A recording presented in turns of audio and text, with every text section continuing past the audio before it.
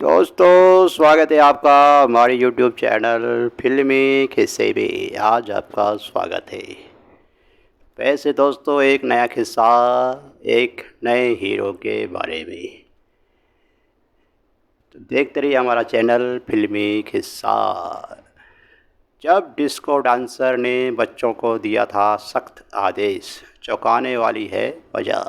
क्या वजह है वो आपको आगे पता चलेगा। दोस्तों मिथुन चक्रवर्ती अपनी हिट फिल्मों के लिए जाने जाते हैं। एक दौर में मिथुन चक्रवर्ती बॉलीवुड में हिट की गारंटी हुआ करते थे। मिथुन चक्रवर्ती की पहचान फिल्म डिस्को डांसर के बाद मिली थी। करियर की पहली ही फिल्म ब्लॉकबस्टर होने के बाद भी एक्टर को सी ग्रेड फिल्मों में भी काम करना पड़ा था। आज भले ही एक्टर फिल्मों में कम ही नज़र आते हैं, लेकिन एक वक्त वो भी था जब उन्होंने एक ही साल में 19 फिल्में करके रिकॉर्ड बनाया था। एक्टर मिथुन चक्रवर्ती के बेटे नवासी चक्रवर्ती ने हाल ही में अपने समीकरण के बारे में खुलासा किया, साथ ही दिग्गज एक्टर के सेहत के बारे में भी अपडेट दिया।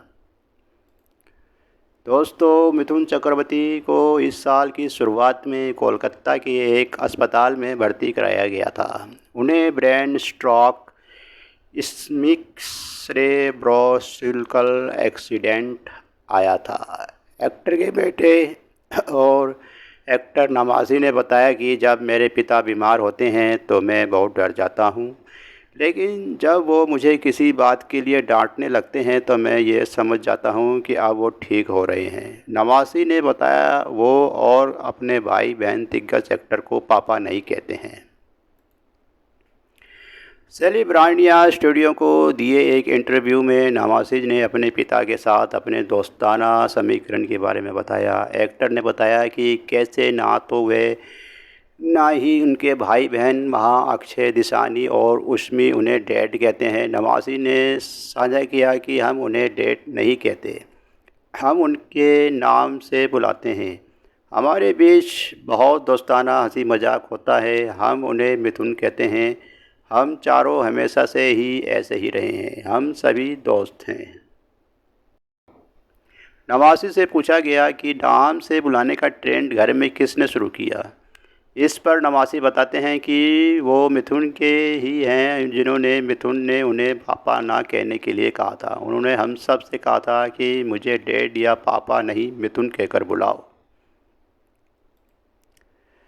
जब नवाज़ी से पूछा गया कि उनके बचपन की सबसे प्यारी यादें क्या हैं तो उन्होंने कहा 9 साल की उम्र में तब उनके पास अपने पापा के साथ समय बिताने का ज़्यादा यादें नहीं हैं। उन्होंने कहा मैं ईमानदार से कहूँगा कि यह थोड़ा मजाकिया भी है। बचपन में ही उन्हें ज़्यादा नहीं देखा पाता था क्योंकि वे 4 शिफ्ट में काम करते थे। मेरी जन्म 1992 में हुआ था और उस दौरान पापा अपने चरम युग में थे और 1994 में हम ऊटी चले गए और पापा ने होटल व्यवसाय शुरू किया और वहीं वे शूटिंग भी करते थे।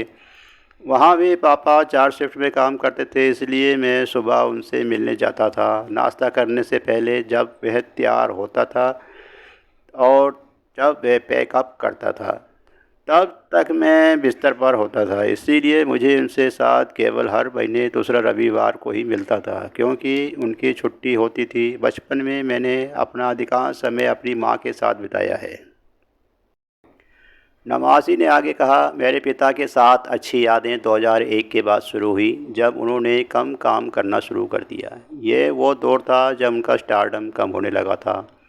तब मुझे पता चला कि हाँ ये मेरे पिता हैं और मुझे एहसास हुआ कि वे कितने अच्छे शेफ़ हैं।